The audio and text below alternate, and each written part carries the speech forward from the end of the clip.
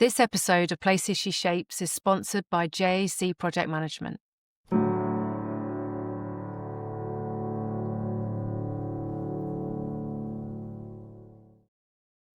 What does it take to leave behind everything you know, start over in a new country, and still find the courage to chase your dream?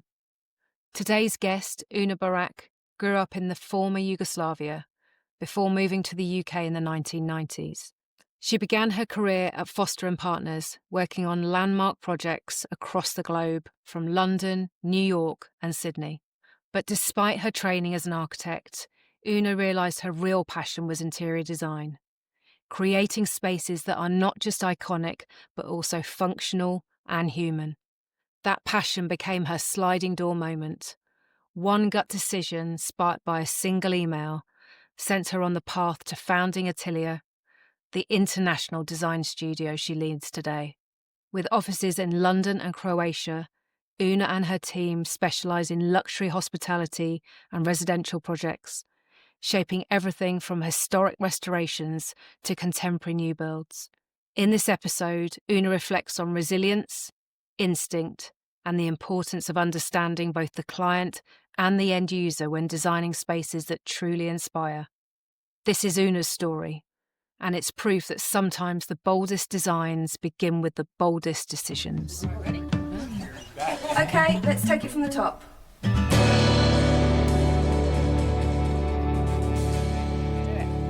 Una, welcome to Places She Shapes at Abbey Road Studios. Thank you for being here. Thank you very much for having me. It's a pleasure. You're the Executive Director and founder of Atelier. Can you tell me about your business and what you do every day? Absolutely. So Atelier was founded 8 years ago. We are interior designers and architects. Our passion really is hospitality and residential interior design, as well as architecture and master planning, and just creating beautiful spaces for people to enjoy and live in. We take pride and joy in the beauty. How big is your team? So we have 50 people, 10 in London and 40 in Croatia, and we work all over Europe. Europe is our focus. So amazing, 50 people. So you've built an extraordinary career from Foster's and Partners to founding your business, shaping some of the most striking hotels and residences in Europe. But I understand that you grew up with design at home. What did your parents do? To a degree, yes. My parents are civil engineers, and I grew up watching them draw and always wanted my own set of rotring pens. And that's how it started, because my mum said, well, if you study what we studied, you could be an engineer and have your own set of rotring pens. It's bribery in a way. So, I always wanted to do what they did to a degree. And then as I got a little bit older, I think I realised that possibly engineering wasn't for me, and so did they. Mum said, actually, I think you're way more creative than what your engineering degree would allow you to be. And we talked about it, and sort of, I think I stumbled. She said, I think you'd make a great architect. And I said, oh, what do they do? I mean, I think I was like 8 or 9 by then, maybe 10 maximum at that stage. So, and when she explained, you'll be designing buildings, I was like, oh my God, this is it. And that was, love at first sight. So what were you like as a little girl? I always liked to draw, so that helped. That's how they kept me quiet. If we went anywhere, there was like my set of felt pens and a notepad, and then I was quiet, So, and sport, pets, brothers, sisters? Yes, of course, I have a younger brother who's definitely one of my best friends. Possibly wasn't growing up. I think we were more annoying each other, but there was always a lot of love. And sports-wise, skiing was always my passion and still is to this day. Yeah. So where did you grow up? So I was born in Sarajevo, and then we moved to Croatia, to Dalmatia. From there, journey takes us to England in the 90s during the fall of Yugoslavia. We were the first refugees, I suppose, in Europe, first ones to come to England, labelled as such possibly after Second World War. And as I was leaving, I sort of thought to myself, I want to be back, I will be back. And that desire never left me. It almost kind of became obsession to a degree. And I did go back, and I prior to setting my business up, I'd pitched to my previous employer a business plan to set up an office in Croatia, which they kindly supported, and we set up the business in 2011. And I lived out there for about 5 years setting it up, and it was amazing. It was incredible. Yeah. So your return to Croatia, how did that affect you emotionally? How did you feel about it? Really fulfilled. And I know my parents were a bit worried for me, coming back from London. And I even remember coming back with a smile. I used to go back and forth a lot, to the point where I would recognize ground staff at airports, and not just in Zagreb, but actually in London airports. And ground staff of Croatia Airlines used to sort of like call me by first name and cheer me. And I remember once landing, and the border patrol officer said to me, "I have to ask you this. You always have this like grin on your face when you're landing, and all the young people are escaping. Yet here you are every week with a, smile on your face coming back. Why?" And I said, "I just love it." And I don't think I realized at the time that my dream was coming true. But it was the excitement. I love travel. I was coming back to the region that was war torn, that I was helping put back on the map and establish on that kind of global hospitality scene. Not that I didn't credit myself with it, but I was part of that project and that process. And you do get a sense of duality when you live in two countries. I'm so proudly British. If I'm on the slopes in France or in Italy and I hear a British accent, I'm like that. But also when I hear somebody speaking, with Croatian or Bosnian accent, I'm like, oh, hello. So it felt calm and like coming home, and sort of some of those childhood memories coming back to me. But it was also, there was a real strong sense of fulfillment that, this was a country putting itself back on the map, and the whole region. And, again, I'm from Sarajevo, and I've worked on 5 projects there, 6 actually. So, hotels which are now open and, get guests daily, get international guests from all over the world. So that just, it makes me feel happy and content that, I had a little fraction of sort of support in that process. Amazing. But then I realized I missed London, and really that I suppose a Londoner at heart. So what was it that drew you back there? It's really weird. Growing up, I was fixated on England. And then I remember my mum saying, "Oh, we're going to England." And because of the circumstances, as a refugee and in a war, it felt surreal, and it felt like it was my own choice. I think that I realized as I grew up and looking back, my dream came true, but it wasn't on my terms. How old were you when you 15. moved? 15. Okay. And it really wasn't on my terms, and it wasn't how I'd planned it. So I had to do that full journey and go back and then come to London on my own terms. I think only now I realize, That's really interesting. that I had to do the full circle one more time. Go back and then come back to the UK under your own steam. And Yeah, exactly. And you Amazing. can't verbalize it, you can't put your finger on it for a long time. And just now looking back, I realized that was what I had to do. Wow. Looking back, was there a childhood dream or an early ambition that still echoes in your life today? Designing buildings for sure, which I guess was a consistent sort of driver. But then seeing the war, and it was an ugly, brutal war, it made me want to go back and rebuild. There was definitely that driver to go back and rebuild. And I was studying architecture. It was 1997, and I said to my dad, it was summer, and we were back in Croatia, and I said to him, I'll come back here, and I'm going to set up a business. We're going to do hotels and villas for like Westerners and like English people and Americans. And he said, yeah, of course you will, son. It's a bit like in Ireland, they call you son, irrespective of your gender. And he said, of course you will, son. And I could see he was kind of saying, I do believe in you, but don't set your bar too high. Don't feel disappointed. I don't know if there was something. He didn't say it, but I could feel that he wasn't convinced.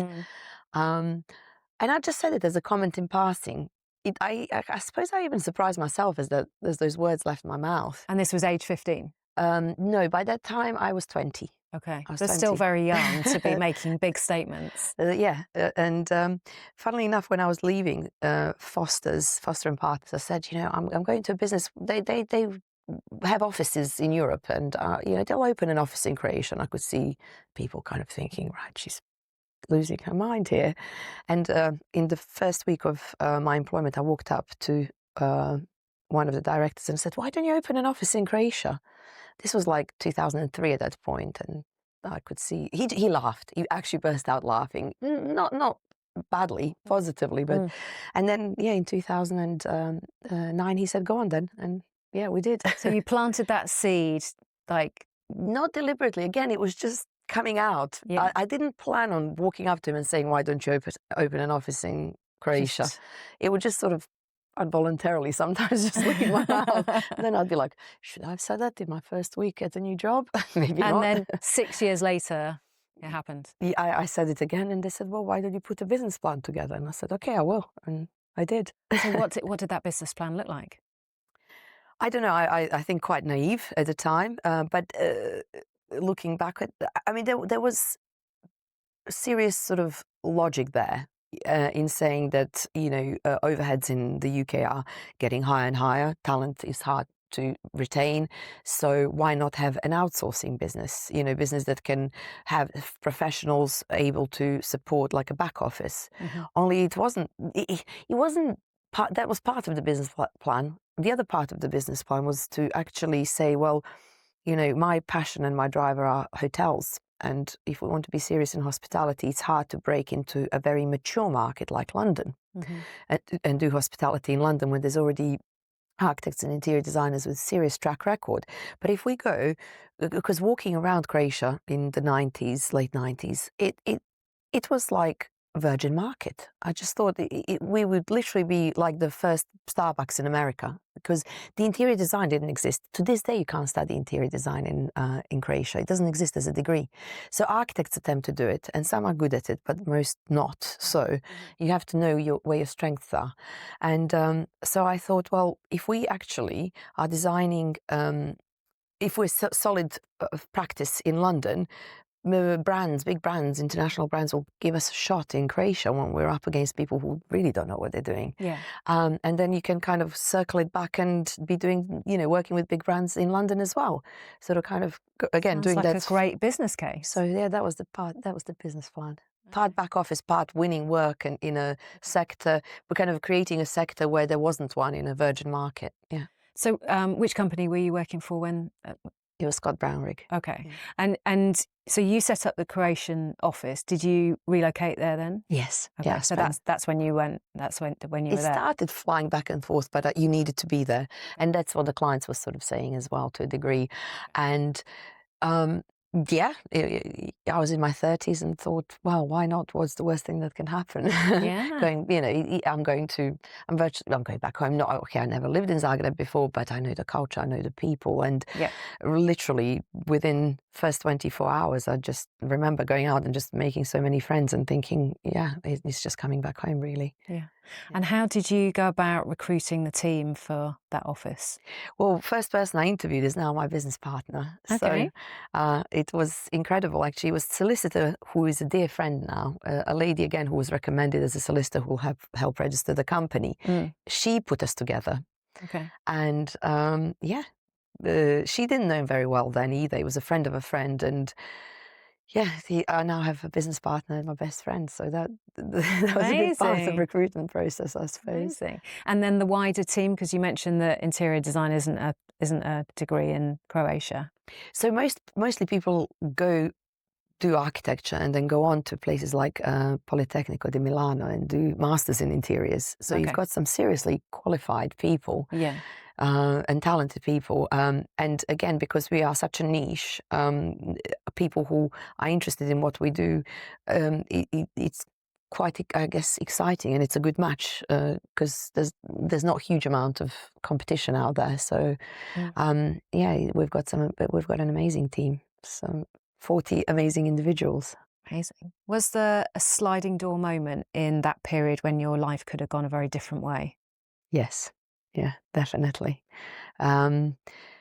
But I do think that things happen for a reason and work out just as the way they should. And I also I do listen to my gut. You know, I often I again working in corporate world where you're mostly surrounded by men, they're very rational, and sometimes I will think here and not there, and I think that. And I've even had male colleagues say to me, "God, you're quite impulsive. You just make a decision and sort of you don't dwell on it." And yeah, I do. I'm not irrational with it. I Mhm. try and kind of be sensible with it, but I do often sort of think there and not there, if that makes sense. Can you give a couple of examples of when you've done that? Gosh. On the uh, spot. on the spot. Uh, Probably some which are tricky to discuss. Okay. Probably some which are tricky to discuss. Because obviously, with departure from Scott Brown, it was a management buyout, so there was Mhm. the end, NDAs signed, and And that's when you formed your company? yes, Yeah. exactly, Okay. exactly, exactly. I mean, for me, it was natural movement to set up, and it actually, I was always part of a big corporate. Starting your first job, serious job at Foster and Partners, Mhm. it doesn't get more corporate and big, and amazing, than that.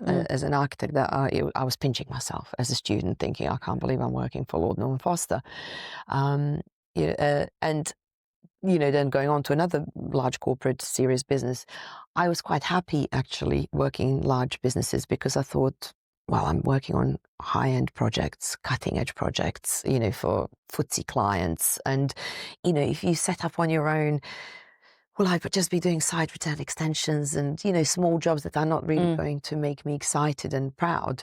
So I didn't set out to set up my own business. And it was actually I guess one of those moments where you sort of think, gut reaction. It wasn't even my reaction. I'd go to pitch to a client and they'd just start laughing and say, why are you doing this for somebody else? Why aren't you doing this for yourself? And that happened to me three times with three really incredible men in the industry who I still value hugely and who are clients. Mm. So I guess the seed was planted, but again, I just thought, no, I can't So possibly. just so I'm clear, so you were pitching for work for your company, and three individual people said to you, Three separate occasions. like, Why are you doing this for them? Why aren't you doing this for "Wow, yourself? And okay." smile. And when you're like, okay, a bit like, oh, I wasn't ready for this. I didn't rehearse this question or answer to this question. So it was a bit like that, I suppose. Okay. Um, So that planted a seed? no, still not. I was Okay. corporate through and through. I Okay. wanted to climb my way to the top. And it was only when I realized that there was no top for me. It was an instant gut reaction. Uh, Working in the corporate world, you have got a huge network of people supporting you. And that was what I always liked. If you fall back, someone's going to be there to catch you. Mhm. But also, it is a big ship to steer. And sometimes I felt that, especially working in a big architecture firm, and I'm an architect, but I chose to do interiors, it was not fully understood. Interiors are a lot more fast paced. You win a job quicker, you end it sooner. So there's a lot of highs and lows. There's a lot of this going on. Whereas if you are working for a large corporate architecture firm, it's a steady job, 3 to 7 years, monthly fee drawdown, very safe, very kind of steady eddy. Yeah. So none of this highs and lows that the interiors can experience. Yeah. And I felt that I couldn't answer my clients' needs fast enough, funnily enough, actually.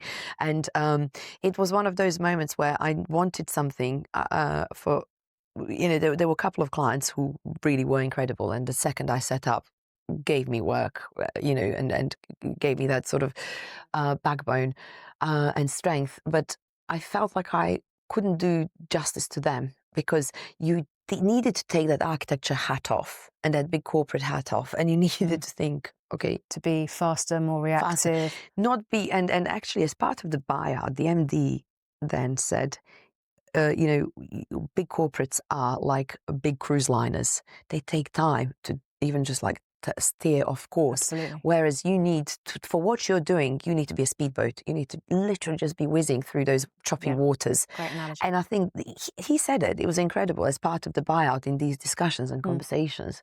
It was quite natural that and mutual that this should happen, because Okay. I think the parts of the jobs I was winning were perhaps a bit too nerve-wracking for them, because they weren't steady Eddie and they were fast-paced and Okay. involved procurement and some other aspects. So you were winning work that then was difficult for a bigger company to sort of deliver.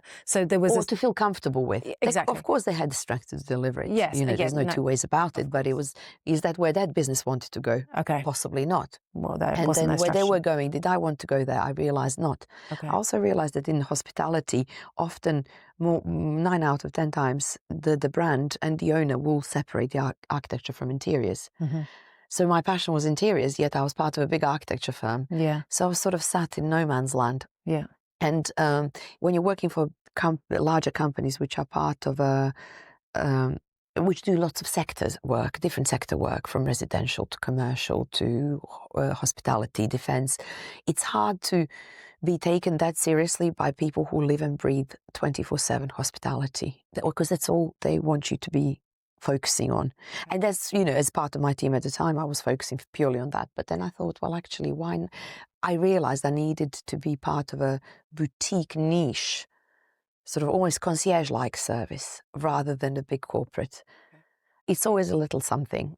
An email landed, I landed, and when you land and loads of emails come through, an email landed, and it was just crystal clear.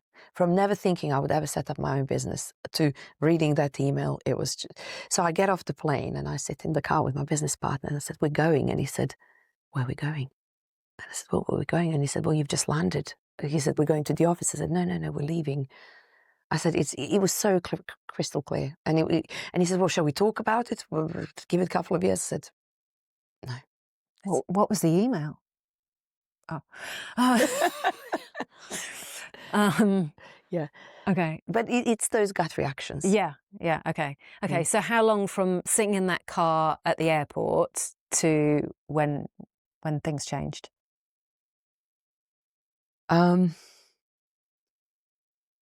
About 4 or 5 months. Wow. 4 or 5 months. Okay. And Of discussions, conversations. sure.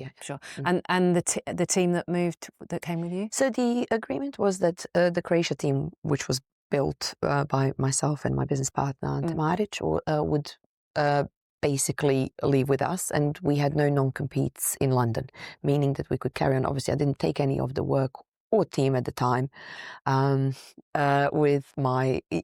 with us, but I could work with the clients, and it works still well. I mean, we still share clients. They do architecture, we do interiors. Amazing. Brilliant. Fabulous. Sounds good. You spoke about your father being cautious. Was this about some of your dreams? Was this to do with the business, or was this the earlier conversation? I think my parents are to this day cautious and sort of, always want me to take the foot off the gas, and they worried about, I suppose, me burning out or working too hard, and thinking, as parents do, I think often.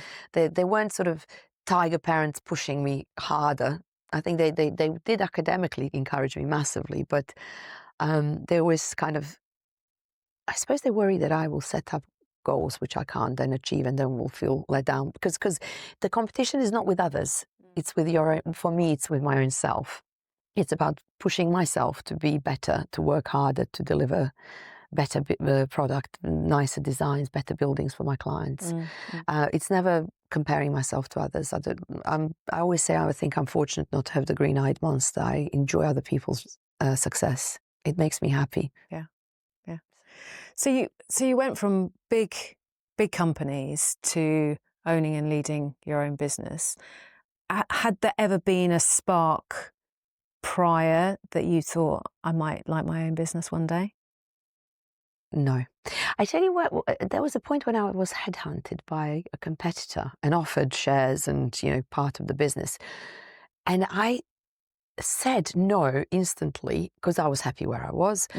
And then also I just thought, I can't keep changing, like how, a professional footballer will change the kit and go from one team to another. And I just thought, that's what they do. That's what they're supposed to do. But I'm selling the business and then saying we did this and this is our scheme, and then I thought I'll feel like a cheat if I move to another business and go, and this is what we do, but I haven't done it. I've just joined like last week or last month. Yeah. And that for me, and then remember thinking, well, if I ever did it, I'd do it for myself. But it was a passing thought because I was so convinced that I was just going to work my way to the top Yeah. in my current business at the time. Yeah. And how have you found it? Incredible. I remember signing the agreement, and it was Clerkenwell Design Week, and I did all the paperwork and went to meet some friends, and a really senior person in the industry said, well, congratulations, you are now officially unemployable.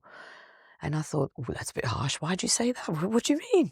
And he said, you'll never, ever be able to work for somebody else, because once you understand how the freedom and the possibilities, it's hard to go back. Of being a business owner. Yeah.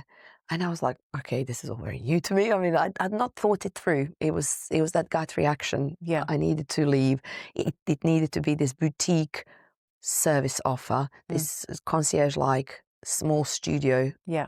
Really sort of design-led studio, and I mustn't be part of a corporate world. That's, I need to work for corporate clients, but offer them not more of what they have already. And it was that clarity of thought in an instant that made me think, yeah, I've got to do this.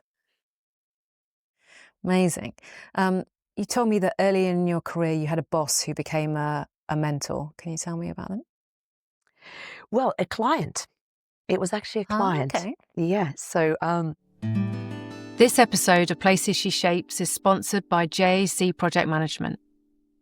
JAC have been delivering stunning offices, providing expert advice, honest leadership, and a can-do attitude since 1979.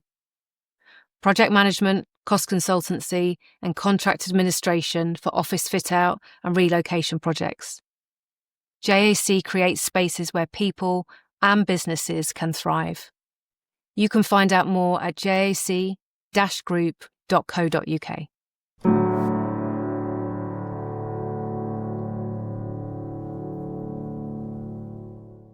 You told me that early in your career you had a boss who became a mentor. Can you tell me about them? well, a client.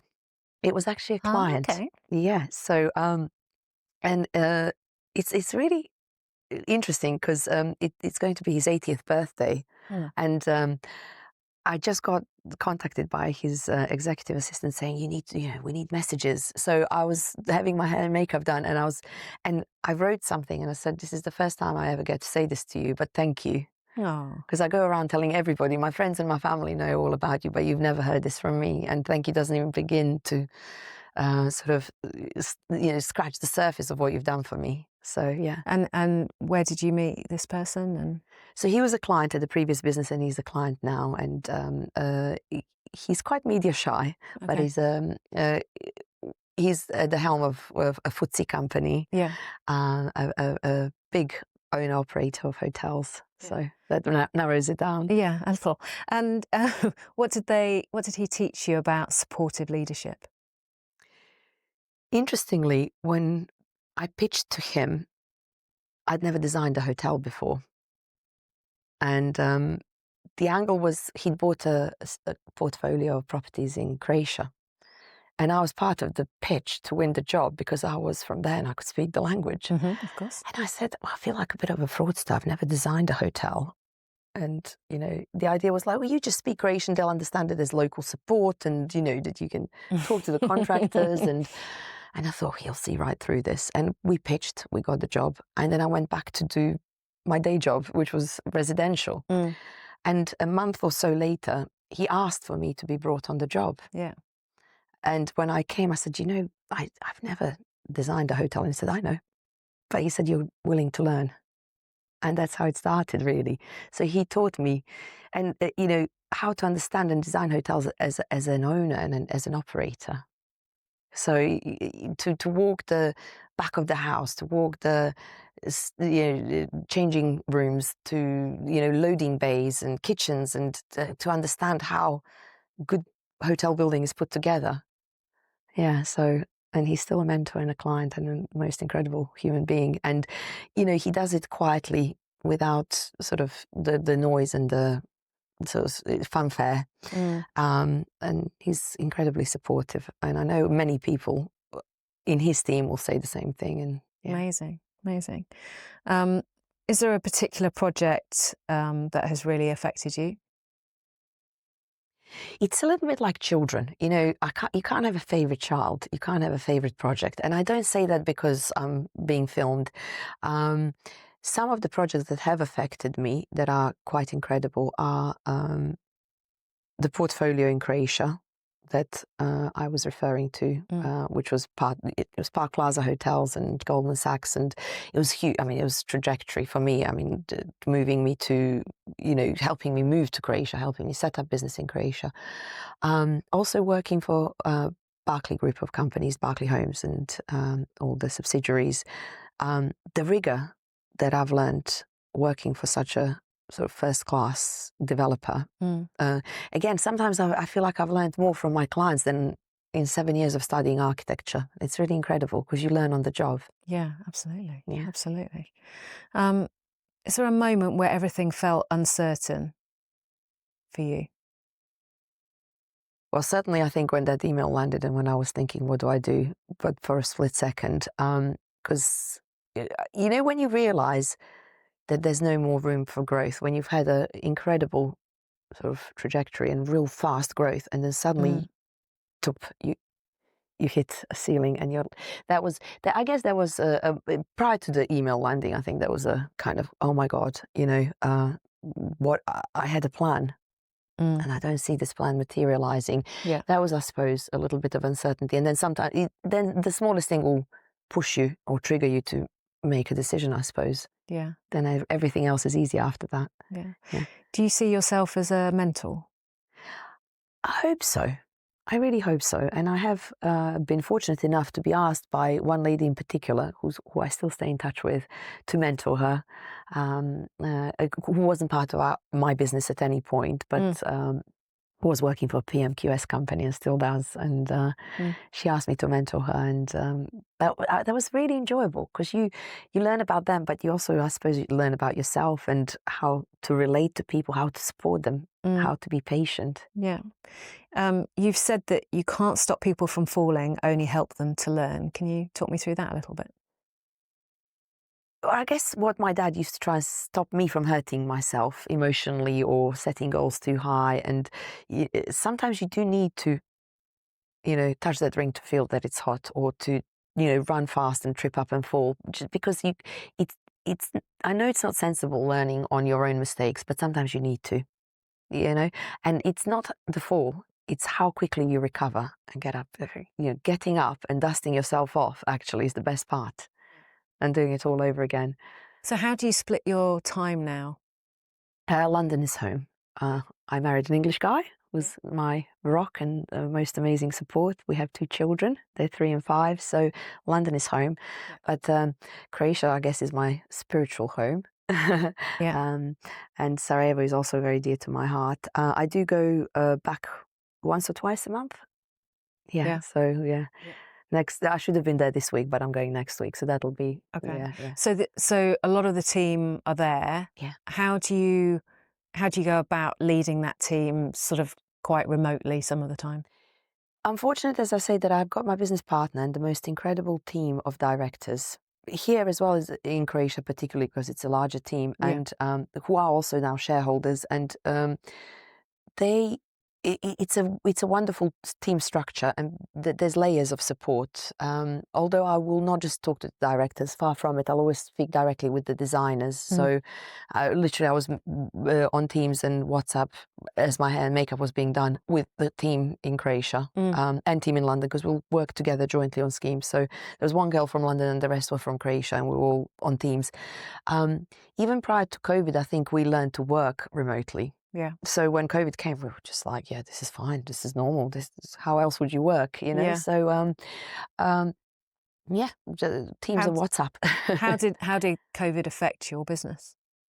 We were hugely fortunate in that when hospitality in England fell by the wayside, everybody was doing their homes and residential was booming. So we were super busy in the residential sector. And in Croatia, there is no, there was no time, there was no space to afford COVID. You know, it is a country in the European Union, but there is no, they couldn't afford to just stop. Hospitality is a huge part of what Croatia does, and the service industry in hospitality is the main industry, the main lifeline, the bread line. So they just had to keep going. So we were busy, and again, because we do architecture and master planning in Croatia, some of the schemes we were working on were never going to be affected by COVID. If you're, at the planning stage on a big resort, hopefully, I think all the optimists were thinking, well, surely by the time we get the permission, we'll be out of it. So again, it was we were incredibly fortunate. Yeah. And you had your first baby in COVID? Yes, and second. And second. I think it was quite good, actually, because I could stop traveling but still carry on working. So they were with me. I'd be on Teams and they'd be in their little baby Bjorn bouncing next to me. Exactly. It was quite good. And everybody had their children. Yeah, so it was kind of... But mine were even too little to be disruptive, so it was perfect. That's true. Yeah. That's true. I actually take my hat off to people who had to do homeschooling. Oh, and, me too. Oh, it's been awful, mustn't it? Yeah, I was very lucky I escaped that. So has becoming a parent shifted how sort of kind you are to yourself or how you lead? Definitely how to be kinder to others. Definitely. It's really funny, when I was pregnant, a lot of my sort of, again, mentors and colleagues said, oh, that'll be great for you. You're going to be great as a mum, and it's going to make you a better business person as well. And I was like, that's an interesting comment to make, and I totally see it. You grow patience. You have to have a lot of patience for children. You grow compassion. I do now. You know how they say, well, there's somebody's child too. There's somebody's mother or daughter or husband or son. You do think of people as humans, don't you? Don't just look. When you're in your 20s, well, I don't know, maybe not everybody's the same, but I was incredibly driven, and everything was through career lens in my 20s, and even to a large degree through my 30s. And becoming a mum in my 40s just really made me think of people as humans first, and then as professionals second. And I think it's definitely helped with mentoring and, coaching and looking after the team. So I think it's brilliant in that sense. Am I kinder to myself? Possibly not, because then there's less of you, and you want to do the business side and the mother and the wife and a family person side. So, but that's kind of quite good. You don't have to think about it. You just haven't got time to think about it. Do you think it was beneficial for you, having only recently set up the business, that you had children later? Do you think you might have made a different decision if you'd had your children in your early 30s, say? I always knew I would have family late. I always felt that. I felt like I would have a family and wanted that very much so. But I wanted to, I guess, discover who I am, grow up, and I now look back at my decisions made in 20s and even 30s, and I'm pleased that I waited. I've got the patience. I also love life, love my friends, love going out, love traveling. So I think I needed to get all of that, not out of my system, because I still do it. I don't think life stops when you have children. But I remember it was COVID, you couldn't go anywhere. And I just thought, I'm so tired, I can't go anywhere. I've done this for the last 30 years, traveling and going out. I'm quite happy, I'm quite chilled. So it worked out well for me. But it's different for every person. There's no right or wrong, No, I just wonder whether, when that opportunity came up, had you been in a slightly different position, whether that decision might have been different, or you might have thought about it for longer. It would have been, might have been a less of a... You're totally right, because I think you're more cautious. You're sort of in a position where you're thinking, well, I've got bills, mortgage possibly, children, school fees. I had nothing. I was in a very comfortable position that, even with the properties and stuff, everything was looking after itself. It was just split second decision, me. nobody else to worry about, nobody else's life you're putting on the line. Mm. So, no one to consult. You didn't have, I guess if you do make that decision and you're in a marriage, you have to ask your partner, Mm. about it. So you weren't married at the time? No, no, no. My life sort of fell into place as I decided to leave the corporate world and my previous business and set up on my own. As I was doing that, I met my now husband. I Wow. think it was a complete change of tact, and yeah. Had a So lot going on. it was my first date, and I said, "So I'm setting up a business." And afterwards, I thought, should I have said that? Will that be, will he think I'm mad, leaving an amazing job and to set up your own business? But no, actually, it looked like it worked in my favor. He thought Yeah. that was great. Yeah. That's quite a good question it's a good statement to tell somebody on a first date, because you kind of get the measure of where that relationship might go, I think. Exactly. Yeah. Yeah. Well, Would you say you're ambitious? yeah, yeah.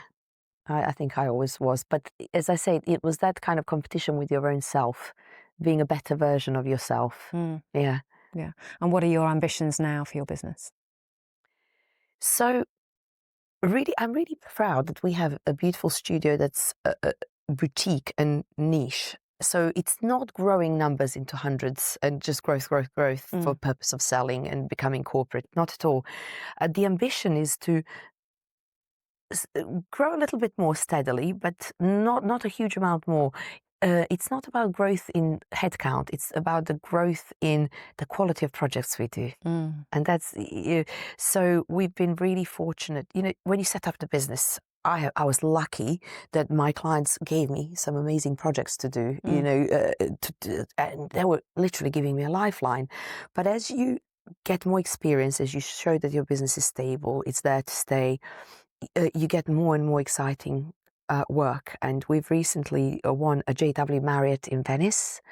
We're working on a Hotel Phoenicia in Malta, which is one of the most luxurious, beautiful properties in Malta, very much sort of high-end luxury. So it's about that, raising the bar. You're doing really nice, higher-end, sort of notable and amazing projects. That's where we want the growth. Yeah.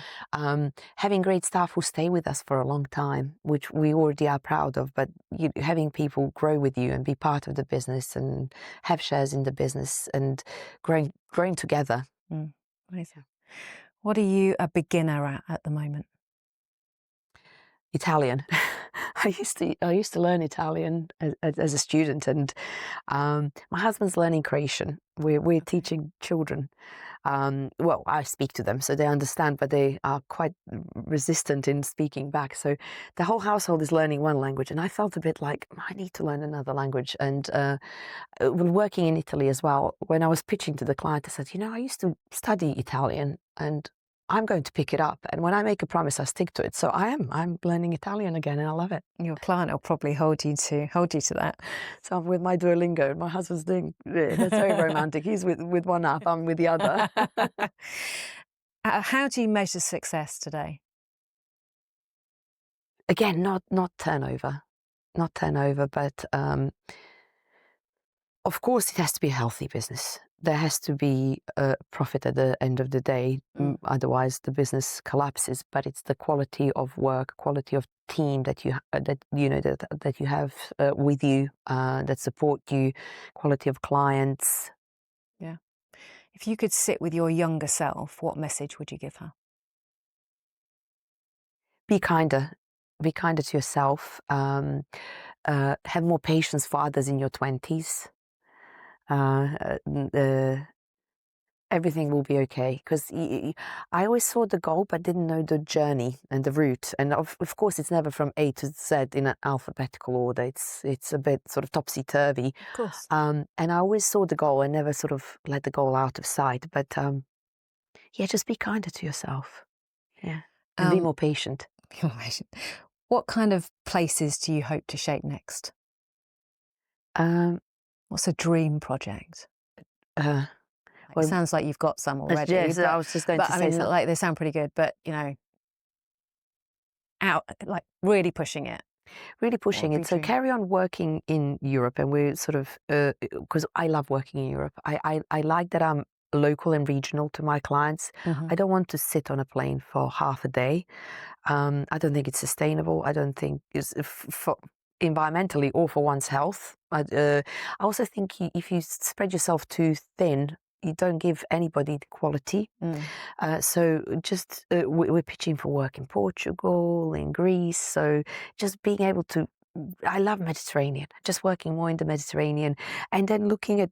We've just again completed a really incredible project called Cyro, which is about well-being and fitness and sort of the recovery after fitness. So doing things which are mindful, which are good for the guest, but also for the team who work in those hotels. Uh, I'd like to.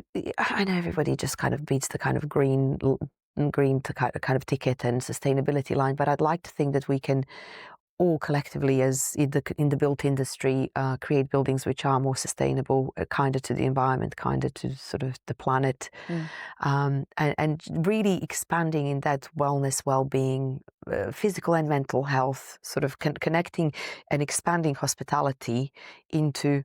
And again, Cyro is incredible. It's not about medical tourism, not at all. It's about your guests' well-being, fitness regime, nutrition, recovery post-exercise. So it's about doing meaningful things for people who are involved in the process. Mm.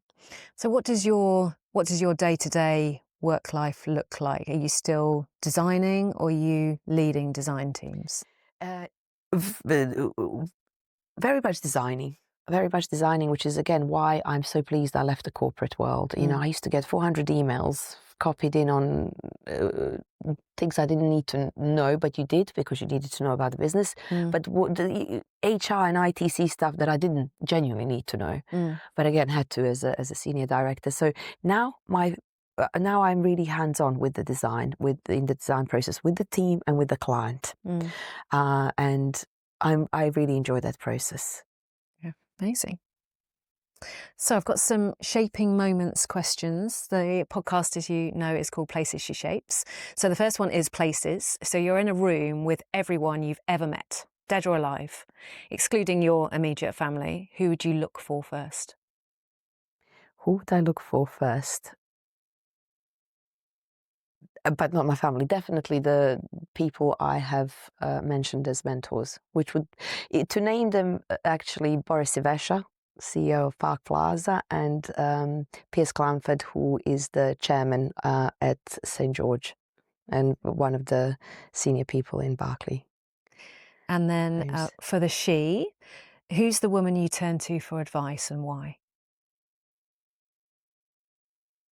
Number of them. So that's why I've stopped, because you know You can give me more than one. That's absolutely fine. that's good. Often my mum, and I'm very blessed. I have 6 aunts, so I have plethora of female Wow. energy in the family, Yeah. and aunties can sometimes be more of a friend. So some of my aunties, and I'm also very blessed to have incredible friends, both here in the UK and back home in Sarajevo, in Zagreb. So depending on what advice I need, I would, you know, Different person for different things. yes. Yeah. Okay. From a business or perhaps leadership or point of view, is there one person that you would turn to? Does it have to be female? Not necessarily. Because again, in built industry, you do get, you know, genuinely, you do get a lot of men. So I guess I do go to my friends at Foster and Partners, some of my colleagues, that those friendships were formed at the beginning of the career, and they're still very much there. So They're always really strong, aren't they? they're really those strong. first Yeah, ones. yes, absolutely. So there's one of my best friends. She was made of she was one of the bridesmaids at my wedding. She was at Foster and Partners and is still a career woman in built industry. So Frankie Jack for sure, and then some really great guys. But yeah, actually, Foster and Partners is probably, you know, because it's straight out of uni. You make some amazing friends. So Nick Baker, who's an architect who runs his own business, he was a big support when I was setting up. Yeah. I think it must be interesting when you set up a business where the support comes from. Yeah, it's really interesting. And, now I see people setting up and I reach out and they just bowled over. And I just say, Really? look, if you need a meeting room or if you need to sit down and sort of for the day and you're in London and I know you may not have an office just yet, just come to ours. And because that's what Nick did for me when I was setting up. And, just what that meant for me, to be able to support another person like that, that's incredible. Mm. Mm. And then finally, shapes. How would you shape your ideal day? And you can have a business day, or you can have a home day, or you can have a mix, however you want to shape it. I guess most days are exactly how I want them because I start them with my family. I always start with cuddles with the girls in the morning and my husband. So, well, it's more us two cuddling them too, but waking up with them and sort of gently waking them up. So I guess I do that anyway, sort of tick, unless I'm traveling.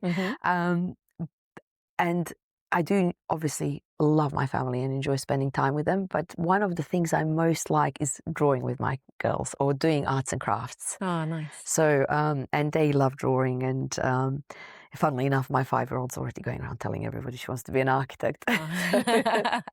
I'm like, oh God, I never said it. I never planted the seed, but we'll go to lots of hotels that I work on. Back to drawing at the kitchen table like you did with your parents. Exactly that. So we will do some arts and crafts.